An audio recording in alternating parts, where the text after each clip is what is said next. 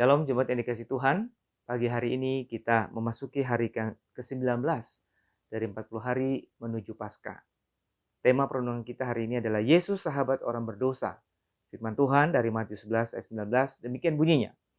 Kemudian anak manusia datang yang makan dan minum, dan mereka berkata, lihatlah, ia seorang pelahap dan peminum, sahabat pemungut cukai dan orang berdosa, tetapi hikmat Allah dibenarkan oleh perbuatannya.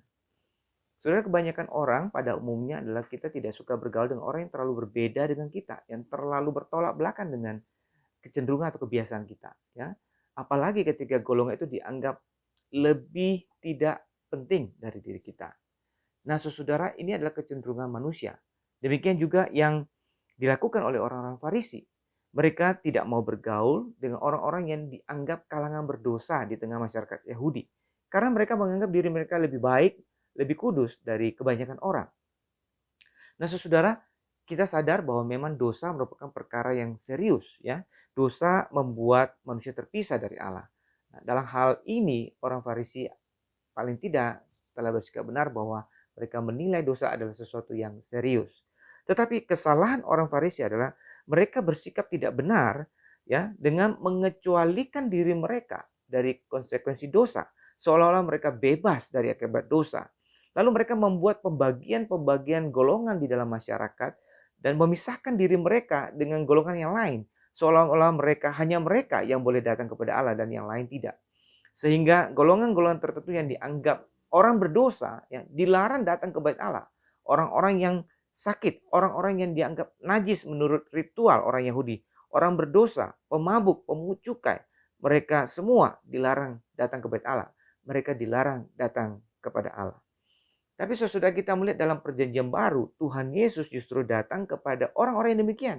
Yesus datang mencari mereka, ia duduk makan bersama dengan mereka, ia menjadi sahabat orang berdosa dan para pemungut cukai, ya. Dia menolak untuk melempari batu seorang yang dituduh sebagai perempuan yang berzina, ya. Dia mengizinkan seorang pelacur untuk membasuh kakinya dengan air dan seterusnya. Dia bahkan menjamah orang yang lepra, orang yang kusta, yang dianggap tidak kudus, yang orang yang najis. Semua ini menggambarkan bahwa Yesus datang untuk mereka yang berdosa, untuk mereka yang dianggap tidak layak. Saudara, bagi orang Yahudi yang berusaha mentaati hukum Taurat, ya, atau menurut tradisi Yahudi, semua ini adalah perbuatan-perbuatan yang tidak dapat diterima. Tapi Yesus datang untuk menyatakan bahwa dia datang bukan untuk menghakimi orang berdosa, tapi dia datang untuk menyatakan kasih dan pengampunannya. Dia tidak menolak mereka, tapi ia menjadi sahabat mereka. Nah, saudara, karena Tuhan Yesus berbicara dengan kuasa dan dia menunjukkan satu hidup yang penuh dengan integritas yang kudus, maka ada banyak orang yang mau mendengarkan dia dan mengikut dia karena ia berbicara dengan kasih dan kuasa yang dari Tuhan. Saudara, kita bersyukur karena Tuhan Yesus sudah datang bagi kita orang berdosa. Karena kasihnya ia mau menjadi sahabat bagi kita orang berdosa. Dan karena kuasanya ia dapat memulihkan kita orang-orang yang berdosa ini. Sebagai anak-anak Tuhan, kita juga mau belajar dari teladan Tuhan Yesus. Bagaimana kita juga boleh menjadi orang-orang yang menerima orang lain, termasuk mereka yang berbeda dengan kita. Mereka yang mungkin dianggap lebih rendah dari kita, kurang penting dari kita. Mari kita belajar untuk menjadi seperti Tuhan Yesus yang mau menerima mereka yang lebih lemah, yang mau mengasihi mereka dan menolong mereka. Kiranya Tuhan menolong kita. Amin. Mari kita berdoa. Bapa di surga, kami bersyukur karena Engkau telah mengutus anak-Mu Tuhan kami Yesus Kristus datang ke dalam dunia bukan untuk menghakimi kami orang berdosa, tapi justru untuk menyatakan kasih-Mu, menjadi sahabat bagi kami Tuhan dan menerima kami. Terima kasih Tuhan atas kasih-Mu, dan tolong kami juga sebagai orang-orang yang sudah menerima kasih Tuhan, penerimaan Tuhan.